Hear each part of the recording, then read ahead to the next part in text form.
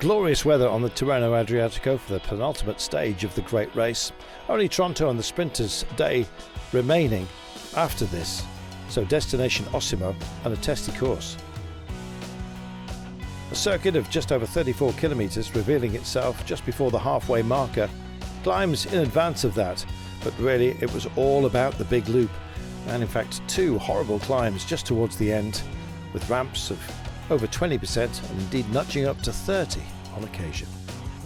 A very tough test, and with the general classification so close at hand, with 45 seconds blanketing the top 15 riders, it meant that this was likely to feature all of those who'd been busy the day prior in the high ground at Sassotetto. Osimo then, the Stazioni, bid us a fond farewell, bright sunshine, not much breeze, but putting the wind up, this man.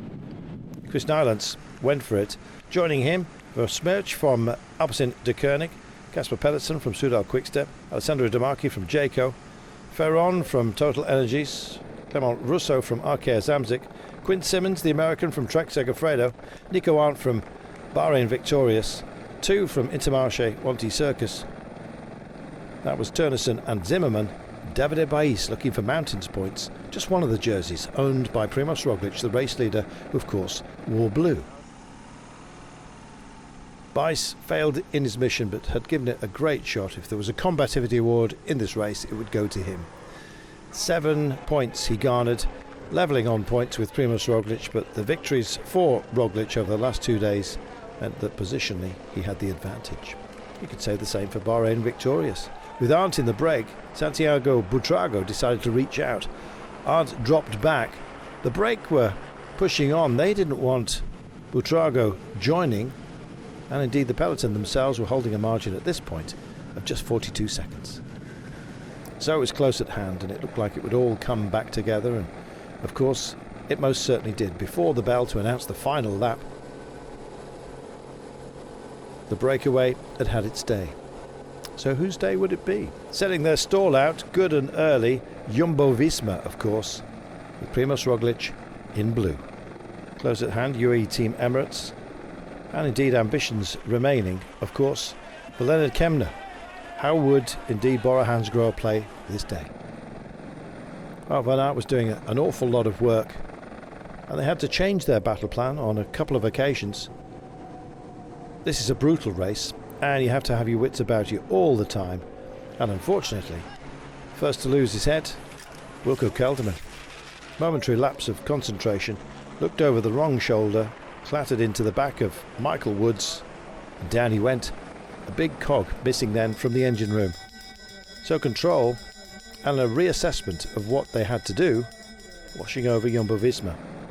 Wout van Aert, who may have been gifted a stage win by Primož Roglic, after 2 stage wins for the race leader, that was all now being rearranged. So indeed was the day. Guillaume Martin pushed on, brilliantly so, for Cofidis. Joining him, Vlasov from Bora Hansgrohe. 2 from Movistar as well. Aaron Burrow and Carlos Verona joined the fun, and they really got a margin very, very quickly over the chase. They couldn't decide on who was on duty, and in the end, first to blink were Ineos Grenadiers, looking to do a job for Theo Geoghegan Hart by the end. Well, Vlasov's efforts were significant, but it wasn't to work out. The white jersey on the back of Charles Almeida, the young Portuguese in UAE Team Emirates, was doing a lot of work. Indeed, so was everybody else. Hugh Carthy was involved in this chase. In fact, the chase was so significant, it had actually split the peloton, which did come back together and then fractured once more. Taking a flyer is exactly what you need to do in a situation like this, and Michael Woods, the Canadian, is very good in this scenario. And in fact, his drive was to end the ambitions of many.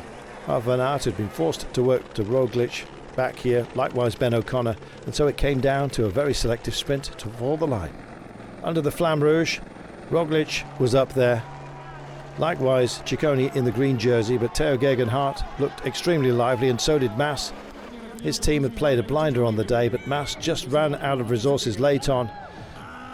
Moved over to the barriers, squashed Roglic, ended the hopes, I think, of Theo Geoghegan Hart at this moment.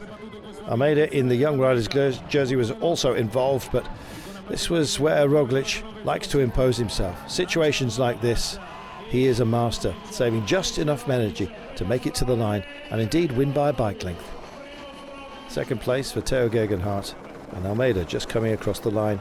Big loser on the day had to be Lenny Kemner, who dropped down the rankings.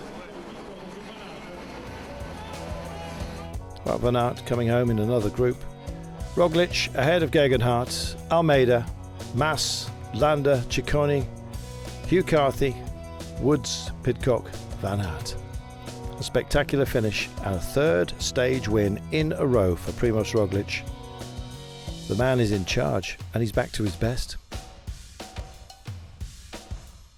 Even shaved his legs for today. Taking it seriously, and a serious challenge to anybody this year, quite clearly. Roglic looking fabulous, now leads by 18 seconds with the bonus seconds factored in at the end of the day. Almeida in that second place ahead of Theo Gegenhardt. Big changes in the top 10.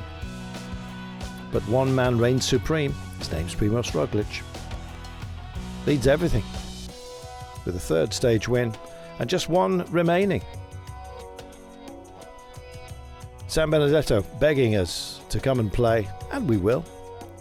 All the lumpy stuff in the first half of the day before the big circuit to draw this race to a conclusion. The Tirreno-Adriatico, just one stage remains, and a beauty it will be. Make sure you join us as the Tirreno-Adriatico crowns its champion.